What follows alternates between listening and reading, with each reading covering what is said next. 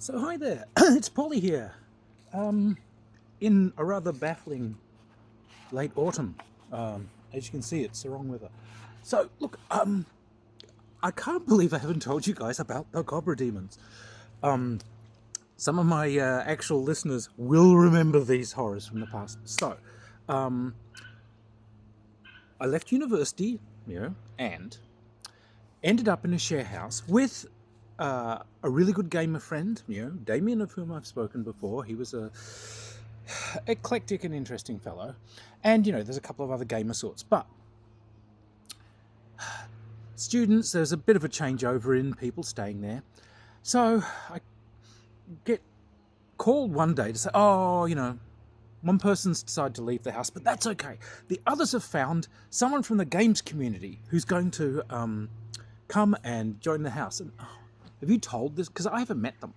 Oh no, well, they're from the gamer community, this and that, and it's wonderful. All right, well, fine, how bad can another gamer be in the house? Oh, how bad can it be? Allow me to elucidate. So I come home. Let's just call this person X. So I come home and I open the door and I'm greeted by this person. They're wearing Amerindian moccasins, a deerskin posing pouch, and they have an elven star bound upon their brow, for they, as it turns out, are an ElfQuest fan. So I haven't been told this. So I'm basically just talking to someone in a posing pouch at my own front door.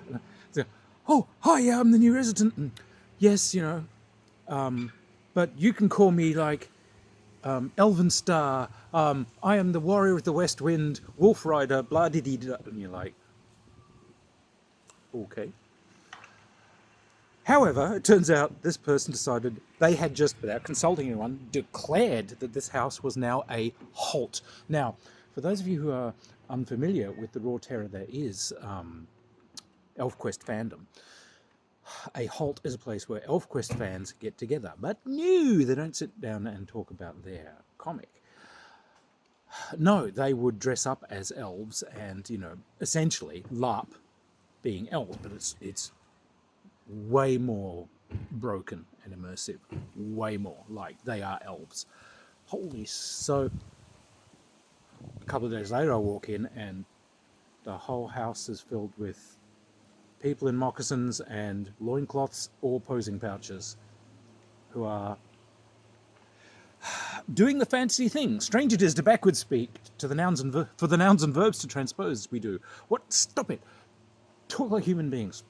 But so it was like it was a little bit nightmare-y because this person's fanac sort of took over the house without ever asking. But couple of aspects where this got funny. For one thing, like so many games, this guy was convinced that he was a mighty warrior. Now, look, I've spent decades in training, and it's a long, hard grind. It's boring and it's exhausting. Basically, you're going to be there 3 times a week, training for like 2 hours a time, putting the hard yards in, just working and working, and you'd be exhausted, absolutely shattered at the end of every season. So it's like when fanboy X turns up and just tells you he's a master at such and so and so. It's like, yeah, whatever, pal. This guy decided he was a street fighter. And you're looking at a fairly ordinary person who spends a lot of time dressed as a willowy elf and thinking, okay, whatever floats your boat. But this also fancy life rolled over to this person deciding that they were a mighty sorcerer. And this is where the cobra demons come in. So, I come home and it's not elves tonight. It's a whole bunch of sort of people dressed mysteriously. The whole sodding house has been taken over and there's, oh God, there's bloody incense everywhere and the lights are on, bloody candles everywhere. And it's like, all right. And so I have to say, hey, X, what's going on? What is this? And, this is my covenant. I am a grand high master of the art. Of course they are. They're never someone that just studies it. They're always a grand high master appointed by someone. I don't know. But this is our coven, okay? For some reason, I don't know, because I was bright and boppy and was good at convincing people of things. They really wanted me to join. So I started really working on it. And so, you want me to join your magical coven? Says, no. Why? Because it's a fantasy. There ain't no magic. I'm sorry. There ain't no magic. There just isn't. Really sorry. That's just life. And so, no, we are Grandmasters of Magic. So, good. Hey, man, I tell you what, absolutely. Prove to me that your magic works, and I will join you, and I will get other gamers involved. You prove to me that magic works, right here, right now, boom. So, you got your coven here? Cast me a spell, where I can see it right now. Here, light this candle. This is my candle, this is from my room, light it with your mind. Do it. And it's like, no. Brief pause. Don't know why every car in the universe has come by this deserted street today, but piss off. Yeah. Well, we're not. We don't really do pyrotechnics. Fine. What do you do? What do you do? We're mostly into mind control and control of reality itself. Reality itself. Good. Fantastic. I think I had a sandwich. Good. Turn my sandwich into a taco. What? Turn my sandwich into a taco, and I will believe it. There it is, right in front of you. I'll tell you what. Mind control. What? Now, right now, make Damien, who's in another room, make him come in and buy me a taco. Without speaking to him, right now.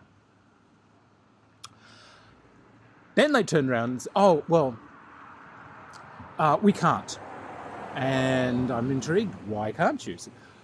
Because you actually are a powerful anti-sorcerer. Oh, this is a good one. Yes, apparently, I actually exerted a magical power that nullified all magic. So that's all right. It's got to have a range, right? So we will set up a camera, live feed, as far away as you like, and you can do magic. I just need a observer that doesn't have my amazing magical cancellation powers that I trust to be sitting there and observing it. Damien, once again. Oh, well, no, we can't do that, because if you even know about it, it's cancelled. So me just even thinking about the fact that you might be casting magic will stop you from casting magic, no matter where you are in the universe. That's my powers. Yes, and that's why we need you. So, wow, that's some power you've assigned me there.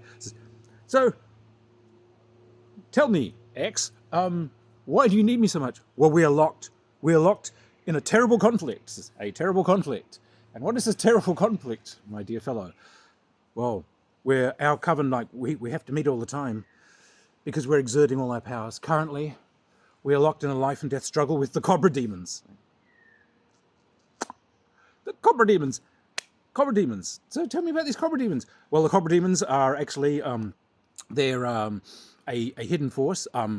Many of these look like people and so on, but one of our amazing things is the ability to seek them out. We can find where they hide. We can sense where they are. So they disguise themselves as people, so you can't see them. No. You can see them. Do you need magic to see cobra demons? Yeah. No. Anyone can see them. Anyone can see them. So you are locked in a spell thing, and then what? You've got magic that can destroy cobra demons? Well, yes, but also because we are almighty kind of, warriors, we have our, and bear in mind I'm a weapons expert, we have our two-handed Celtic short spears, which is a term they pulled entirely out of their asses. Why, yes, Celts used a great many different spears and so on, but as a functional type, this isn't actually our thing. But whatever. So these aren't enchanted spears, you're not enchanted warriors, just these things are vulnerable to any goddamn weapon in the world. Yes, but we need you guys because only we can sense where the actual warrens of these things are. I'll tell you what, I have a lot of friends who are all called Cthulhu players, many of whom are crazed martial artists, SCAers, sword-waving types, and so on. Everyone's got a bucket load of swords, shotguns, naginata, spears, whatever. I tell you what, you locate the demons, and I will provide a couple of truckloads of armed ravening lunatics, and they'll just foam down upon these things, and they'll just beat the living snot out of it. They will be so thankful to actually be out there fighting monsters. This is it. This is their role-player dream. They will do this joyously and gladly. Hell, they'll buy you a burger and a beer for it. Oh, yeah, we'll get back to you on that one. Yes, they never did. I still think it was a damn fine offer, though. It's like, yeah, unleashed a whole bunch of crazed D&Ders and Call of Cthulhu players onto cobra demons who, bafflingly, are completely vulnerable to everything, and apparently can't even disguise themselves. So, look, if you are a magic user or sorcerer of some type, and for some reason stuff just isn't working, it's possibly because you've tuned into this channel and that I'm aware of you, which just means that now all your stuff just doesn't work. So, majorly sorry about that. I'll just basically try swerving my awareness somewhere else in the hope that your magic works. But look, listeners out there, I really need you to just be careful of passing cobra demons, and just if you ever bump into nests of them, remember, armed crazy wargamers are your friend. Crazy days. Some more tales about X could probably come out, but I know he's still out there. Oh no! Actually, this guy, right? He had another friend who, if anything, was even crazier. And this guy, he was a dragon. He's there in the living room, and it's like, well, I can't really talk, politics or science or anything with you people because my intellect's just so superior. It's like, and bear in mind, he's in a house with a bunch of genius role-playing game sorts. Everyone here is at the forefront of, writing or games design or computing, or this is like the 80s, and this is like the generation of crazies that are going to make things happen. This is, oh, you're just so much more intelligent than everyone that walks into this house, are you? Well, it's because I'm a dragon. Oh, what? So you believe you're like you somehow have a draconic spirit? No, I am a dragon. Oh, so you're like a dragon spirit in a human body? No, I actually am a dragon. I'm a dragon. It's just your pathetic human minds are incapable of perceiving me in all my glory. And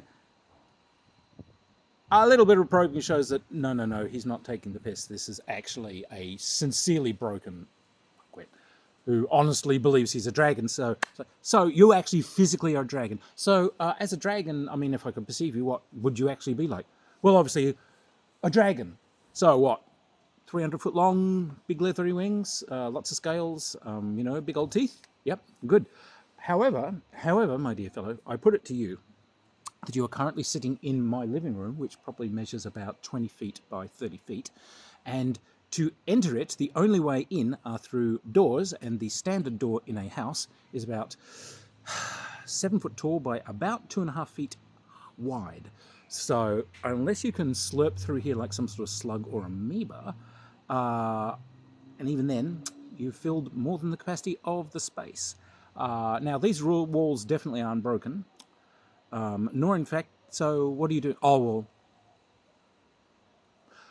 I warp the space that I'm in so that I can exist in smaller mortal areas. Like, wow. Yeah, these guys, these guys sure had some mental gymnastic support structures, much of which we see in conservative politics today. So anyway, lunatics are real.